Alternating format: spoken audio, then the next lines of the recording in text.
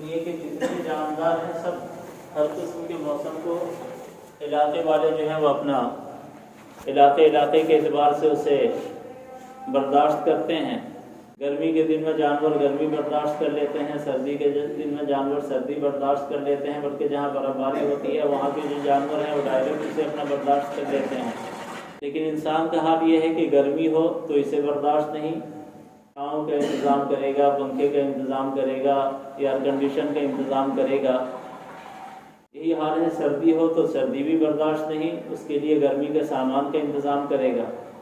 تو الغرض وہ کہتا ہے کہ میں اس سلسلے میں جہاں تک غور کیا تو مجھے پتہ یہ چلا کہ انسان اس کائنات کا مخلوق نظر نہیں آتا، بلکہ کسی اور کائنات کا مخلوق ہے۔ اس کائنات سے اس دنیا کے اندر اسے بھیجا گیا ہے، لیکن کون بھیجا ہے، بھیجنے والی ذات کا وہ اقرار کرنے کے لیے تیار نہیں ہوتا۔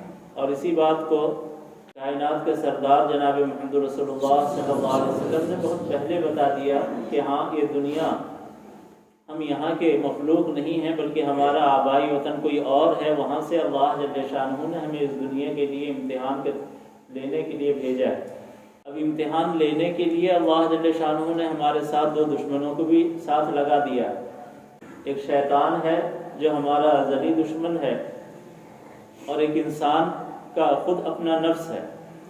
اب جو بھی ان دشمنوں کا مقابلہ کر کے جیت جائے گا، کامیاب ہو جائے گا، وہی جنت کا مستحق بنے گا، اور جو ان دونوں دشمنوں سے کامیاب نہیں ہو سکے گا بلکہ یہ دو دشمن اس پر غالب آ جائیں گے تو پھر وہ جنت کا مستحق نہیں بن سکتا۔ تو اللہ جل شانہ نے ہمیں اس دنیا کے اندر جو بھیجا ہے، تو بھیجنے کے بعد ہماری رہنمائی اور رہبری کے لیے بے شمار انبیاء کرام علیہ الصلوۃ والسلام کو بھیجا، بے شمار کتابوں کو بھیجا، جس کے اندر اللہ جل شانہ نے اپنا پسندیدہ طریقہ اور ناپسندیدہ طریقہ دونوں کو بتا دیا۔ اور پھر شیطان اور نفس کو ہمارے پیچھے لگا کر کے ہماری آزمائش کی اور ہمارا امتحان دیا کہ دیکھیں کہ ان انبیاء کرام علیہ الصلوۃ والسلام کے بتائے ہوئے طریقے کے مطابق سیدھے راستے پر ہم چل رہے ہیں، یا اس نفس اور شیطان کے مکر میں اور فریب میں مبتلا ہو کر ہم سیدھے راستے سے بھٹک رہے ہیں، ادھر ادھر ہو رہے ہیں۔ تو ہمیں اپنے سلسلے میں غور کرنا ہے، کیا ہم اپنی زندگی اسی طرح گزار رہے ہیں جس طرح ہمارے رب کو پسندیدہ ہے، یا ایسا نہیں؟ تو جب ہم غور کریں گے تو پتہ چلے گا کہ واقعتاً ہماری زندگی ایسے نہیں گزر رہی ہے جیسے ہمارا رب ہم سے چاہتا ہے، بلکہ ہم اپنی منمانی زندگی گزار رہے ہیں، بے شمار باتوں میں نفس اور شیطان کی اتباع کر کے زندگی گزار رہے ہیں، اللہ جل شانہ کے احکامات کو پامال کر رہے ہیں۔ تو ایسی صورت میں ہمیں کیا کرنا ہے؟ اللہ جل شانہ نے حکم دیا وَسَارِعُوا إِلَىٰ مَغْفِرَةٍ مِّن رَّبِّكُمْ، تم ان تباہی کے دلدل میں، گناہوں کے دلدل میں جہاں تک بھی نکل چکے ہو تو وہیں سے اپنے رخ کو موڑ لو اور میری طرف دوڑتے ہوئے چلے آؤ۔ میری مغفرت اپنے دامن کو پھیلائے ہوئے تمہارا انتظار کر رہی ہے۔ جب بھی تم میرے طرف آ جاؤ گے تو میری مغفرت کو جو ہے، میری مغفرت تمہیں اپنے دامن میں سمیٹ لے گی۔ ابھی اللہ جل شانہ کا کتنا بڑا احسان ہے کہ زندگی کے جس لمحے میں بھی ہم ہیں، اسی لمحے میں اگر ہم نے اپنی زندگی کو بدلنے کا ارادہ کر لیا اور اللہ جل شانہ سے معافی تلافی کر لی، تو اللہ جل شانہ ہر وقت اپنے معاف کرنے کے لیے ہر وقت تیار ہے۔ یہ اللہ جل شانہ کا بہت بڑا کرم اور احسان ہے کہ اپنی مغفرت کا دروازے کو، اپنے توبہ کے دروازے کو ہمیشہ کے لیے ہر وقت کھلا رکھے ہوئے ہیں۔ اب ہم اپنی زندگی کے رخ کو موڑنے کے لیے ہمیں کسی بات کا انتظار ہے، موت کا انتظار ہے۔ اگر موت کا انتظار ہے تو پھر ہم میں سے کوئی ایسا ہے جو گارنٹی دے سکتا ہے کہ ابھی ہم مسجد میں ہیں، مسجد سے نکل کر کے ہم چلے جائیں گے؟ اس کی بھی گارنٹی نہیں دے سکتے۔ بلکہ ایک سانس اگر لیا ہے تو سانس باہر آئے گی بھی یا نہیں، سانس باہر آئی ہے تو اندر جائے گی بھی یا نہیں، اس کی بھی ہم گارنٹی نہیں دے سکتے۔ اور موت یہ ایسا یقینی چیز ہے کہ دنیا کے اندر خدا کے انکار کرنے والے تو مل جائیں گے، لیکن موت کا آج تک کسی نے انکار نہیں کیا۔ پھر یہ کس لمحے آ جائے اس کا جب کوئی ٹھکانہ ہی نہیں ہے، تو ہمیں آئندہ انتظار کرنا یہ بہت بڑی بیوقوفی اور حماقت ہوگی، بلکہ ہمیں جب بھی احساس ہو یا احساس دلائی جائے تو فوراً اپنی زندگی کو بدلنے کی کوشش کر لینی چاہیے۔ اور اللہ جل شانہ کی ذات اتنی عظیم ہے، اس کی رحمت اتنی عظیم ہے کہ آدمی اگر پوری زندگی کو ابھی بدلا بھی نہیں ہے لیکن ہمت کر لیا بدلنے کا، توبہ کا دروازہ کھٹکھٹایا، تو پھر اللہ جل شانہ اسی پر اپنی نعمت کو دینے کے لیے تیار ہو جاتے ہیں اور اپنے دامن میں لینے کے لیے تیار ہو جاتے ہیں۔ چنانچہ اللہ جل شانہ نے قرآن کریم میں ایک جگہ ارشاد فرمایا ہے، ان اللہ یحب التوابین و یحب المتطہرین، کہ اللہ جل شانہ صرف توبہ کرنے والے کے گناہوں کو معاف ہی نہیں کرتے بلکہ فرماتے ہیں کہ میں اسے اپنا محبوب بنا لیتا۔ اور اللہ جل شانہ کو توبہ کرنے والا بندہ کتنا محبوب ہے، ایک حدیث شریف سے ہم اس کا اندازہ لگا سکتے ہیں۔ ایک مرتبہ صحابہ حضور اکرم صلی اللہ علیہ وسلم کے دربار میں بیٹھے ہوئے تھے، تو حضور اکرم صلی اللہ علیہ وسلم نے فرمایا کہ اچھا بتاؤ تو صحیح، ایک آدمی سفر میں نکلنے والا ہے، اور یہ اس زمانے کے حالات کو پیش نظر ہمیں رکھنا چاہیے کہ جب سفر کے لیے اس قسم کی سہولیات جیسے آج ہے ویسے نہیں تھے۔ اگر سفر میں کہیں جانا ہوتا تو گھر واپس آئے آدمی اس کا کوئی گارنٹی نہیں ہوتا تھا، اور پھر سفر انتہائی تکلیف دہ اور اذیت ناک ہوتی تھی، اور سفر میں پورے سفر کو طے کرنے کے لیے کھانے پینے وغیرہ کا سامان سب اپنے ساتھ رکھنا ہوتا تھا، اس لیے کہ آج کل جیسے راستے کے کنارے ہوٹل وغیرہ بنے ہوئے تو اس زمانے میں ایسا کوئی معاملہ نہیں تھا۔ اور پھر عرب کا علاقہ کہ ہر جانب ریت ہی ریت، سنگریزے ہی سنگریزے، تو ایسے ماحول میں سفر کرنا بہت دشوار تھا۔ تو حضور اکرم صلی اللہ علیہ وسلم نے فرمایا کہ صحابہ بتاؤ، ایک آدمی سفر میں اپنا تمام ساز و سامان، کھانے پینے وغیرہ کا سامان اونٹ پر لاد کر کے نکلا، اور صبح سے چلتے چلتے دوپہر ہوئی تو چل چل کر کے بالکل تھک گیا تھا۔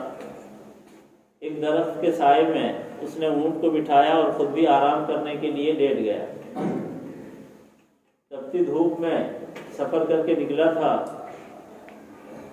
درخت کے چھاؤں میں آرام ملی تو فوراً نیند آ گئی۔ اب جب سو کر کے اٹھا تو دیکھتا ہے کہ اونٹنی اپنے ساز و سامان کے ساتھ غائب ہے۔ اب یہ دیکھ کر کے تو اس کے ہوش اڑ گئے، اور وہ تلاش کرتے کرتے کبھی اس ریت کے ٹیلے پر چڑھ رہا ہے، کبھی اس ریت کے ٹیلے پر چڑھ رہا ہے، گھبراہٹ کے مارے بار بار ادھر سے ادھر ہو رہا ہے۔ تو گرمی کی وجہ سے پیاس کی شدت اور بڑھ گئی، اور پھر بڑھتے بڑھتے یہاں تک نوبت آئی کہ آدمی کو اپنے جان سے مایوسی ہو گئی۔ اب سوچا کہ کہاں ادھر ادھر بھٹکتا پھروں گا، تو اسی درخت کے پاس آ کر کے اسی کے نیچے لیٹ گیا، اور اتنا تھک چکا تھا، اتنا پیاس کی وجہ سے اس کا بدحال ہو چکا تھا کہ لیٹتے ہی اس پر بے ہوشی طاری ہو گئی، اور جب تک بے ہوش پڑا رہا کچھ دیر کے بعد اسے افاقہ ہوا، ہوش آیا تو دیکھتا ہے کہ وہ اونٹنی اپنے ساز و سامان کے ساتھ اسی جگہ آ کر کے موجود ہے۔ تو حضور اکرم صلی اللہ علیہ وسلم نے یہ واقعہ بیان کر کے فرمایا کہ اب بتاؤ تو صحیح اس کی خوشی کی انتہا کیا ہوگی۔ تو صحابہ کہنے لگے اللہ کے رسول صلی اللہ علیہ وسلم، دنیا میں اس سے بڑھ کر کے کسی کو خوشی میسر نہیں ہو سکتی جتنی اس کو ہوئی ہوگی۔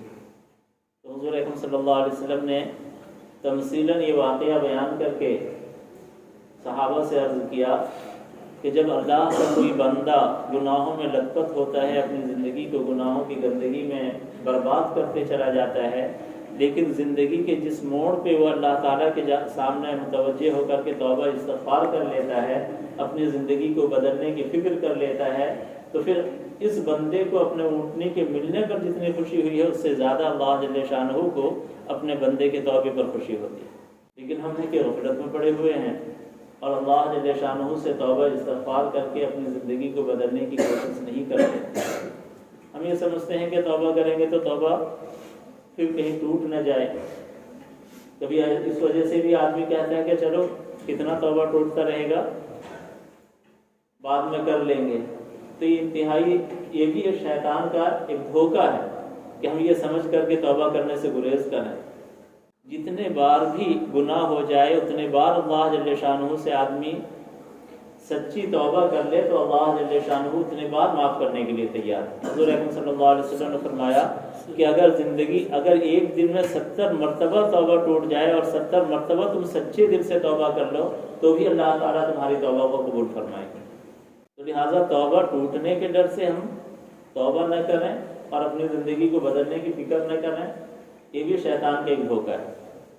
اب ہم مثال کے طور پر جمعہ ہے، نہا دھو کر کے صاف ستھرا کپڑا پہنے ہوئے ہیں، اب ظاہر بات ہے جب کپڑا پہنے ہوئے ہیں تو کل تک پرسوں تک یہ کپڑا گندا ہو جائے گا۔ اب اگر کپڑا گندا ہو جائے تو ہم کیا کرتے ہیں؟ کپڑے کو دھل لیتے ہیں۔ لیکن اگر کوئی یہ کہے کہ اب کپڑے کو دھلنے سے کیا فائدہ، دھلو گے پھر پہنو گے پھر گندا ہو جائے گا، تو ہم یہی کہیں گے کہ گندا ہو جائے گا پھر دھل لیں گے، اور ایسا کہنے والے کو ہم بیوقوف سمجھیں گے جو یہ کہتا ہے کہ کپڑا دھو لو گے تو پھر گندا ہو جائے گا۔ تو یہی حال توبہ کیا ہے کہ آدمی جب توبہ کر لیتا ہے تو زندگی کی گندگی کو اللہ جل شانہ دھل دیتے، پھر اگر گندا ہو جائے کوئی بات نہیں، پھر دوبارہ توبہ کر لیجئے۔ لیکن توبہ یہ سچی توبہ ہونا چاہیے۔ توبہ کے لیے 3 باتیں ہیں۔ ایک تو یہ ہے کہ آدمی جن گناہوں کے اندر مبتلا ہے ان گناہوں کو فوراً ترک کر دے۔ مثلا ٹخنوں سے نیچے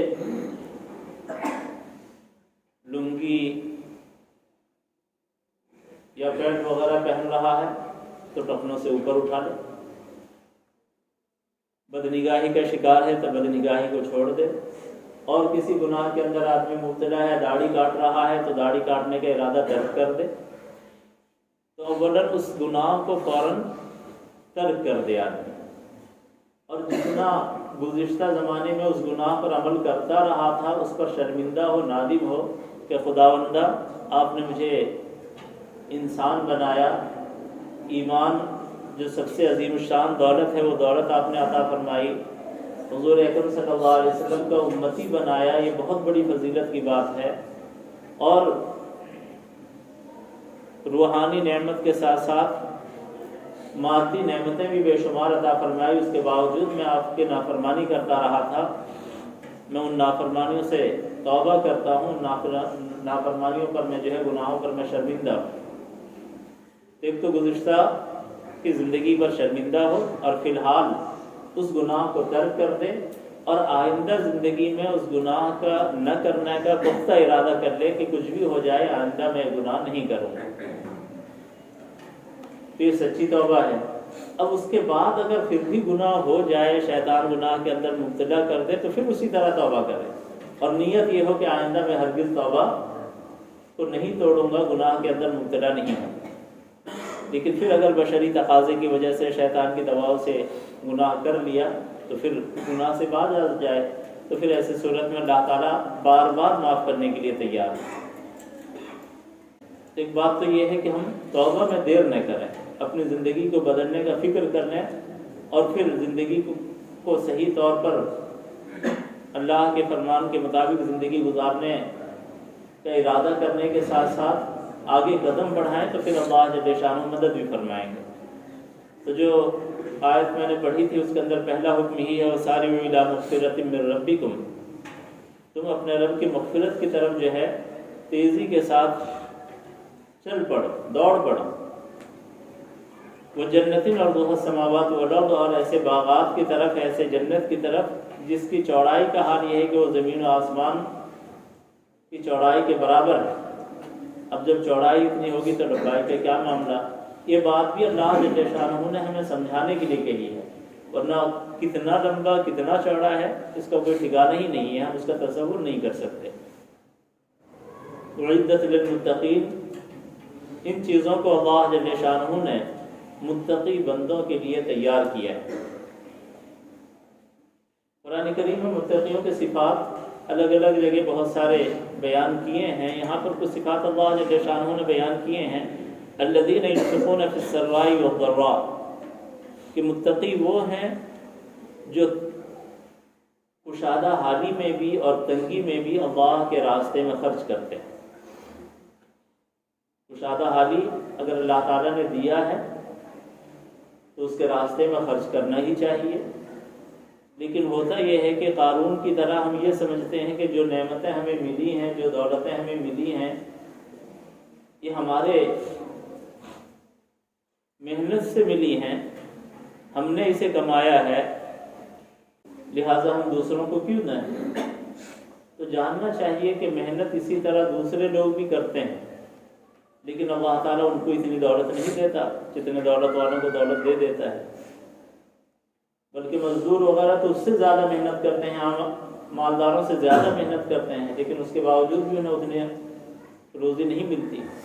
تو اصل دینے والی ذات اللہ جل شانہ کی، لہٰذا ہم دیکھتے ہیں بازار میں دو دکان ایک ہی طرح کے ہیں۔ مثال کے طور پر کپڑے کا دکان ہے، ایک دکان میں جتنے سامان ہونے چاہیے اسی طرح موجود ہیں، اور دوسرے دکان میں بھی بالکل وہی سامان وہی کوالٹی کے موجود ہیں، لیکن دیکھا ہی جاتا ہے کہ ایک آدمی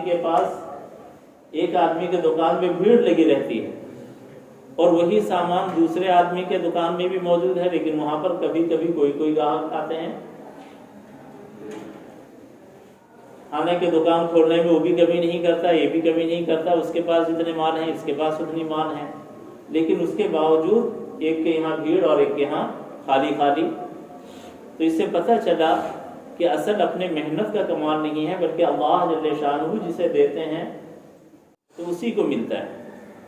تو البتہ جب اللہ جل شانہ نے نعمتیں دی ہیں تو پھر اس میں یہ سمجھ کر کے کہ میں نے کمایا ہے لہٰذا میں کیوں دوں، یہ انتہائی حماقت والی بات۔ اور اگر آدمی جمع کر کے رکھے گا بھی تو کب تک؟ بس آنکھ بند ہونے تک اس کے پاس اس کا مال رہ سکتا ہے۔ جہاں آنکھ بند ہوئی تو پھر مال دوسرے کے قبضے میں چلا گیا، تو پھر اپنی زندگی کو کھپا کر کے دوسروں کے لیے آدمی مال لٹائے اور خود محروم رہے، یہ بہت بیوقوفی والی بات۔ لہذا حضور اکرم صلی اللہ علیہ وسلم نے فرمایا کہ انسان کا اصل مال تو وہ ہے جو کھا لیا یا جو پہن کر کے استعمال کر لیا، اور اصلی مال وہ ہے جو آگے کی دنیا کو بنانے کے لیے، آخرت کو بیانانے کے لیے آدمی آگے بھیج دیا، غربا میں، مساجد میں، مدارس میں، ان چیزوں میں خرچ کر کے آگے کے لیے بھیج دیا، تو وہی اصل مال ہے جو اس کے کام آنے والا ہے۔ باقی جو چھوڑ جائے گا وہ دوسروں کے کام آنے والا ہے، اس کا کام کوئی آنے والا نہیں ہے۔ اور اگر تنگی ہے تو تنگی میں بھی اللہ کے راستے میں خرچ کرے۔ مثال کے طور پر دن میں آمدنی 200 روپیہ ہے، 300 روپیہ ہے، تو اللہ تعالیٰ اسے یہ نہیں کہتے کہ تم مالداروں کی طرح 1000 2000 دو، بلکہ تمہارا آمدنی اگر 100 روپیہ ہے تو 1 روپیہ کسی غریب کو دے دو، 1 روپیہ کسی خیر کے کام میں لگا دو۔ تو جو کروڑوں کماتا ہے وہ اگر 1 لاکھ دیتا ہے، اس کا 1 لاکھ اور تمہارا 1 روپیہ دونوں برابر ہوگا، بلکہ اس کا 1 لاکھ اگر 1 کروڑ روپیہ کماتا ہے، 1 لاکھ اگر دے دیا تو 99 لاکھ اس کے پاس موجود ہیں، اس کو کوئی کمی نہیں ہے۔ اور یہ بیچارے کے پاس 1 روپیہ دے گا تو 1 روپیے کی کمی ہو جائے گی، 100 روپیے سے اور 1 روپیہ کم ہو جائے گا اور پریشانی ہوگی۔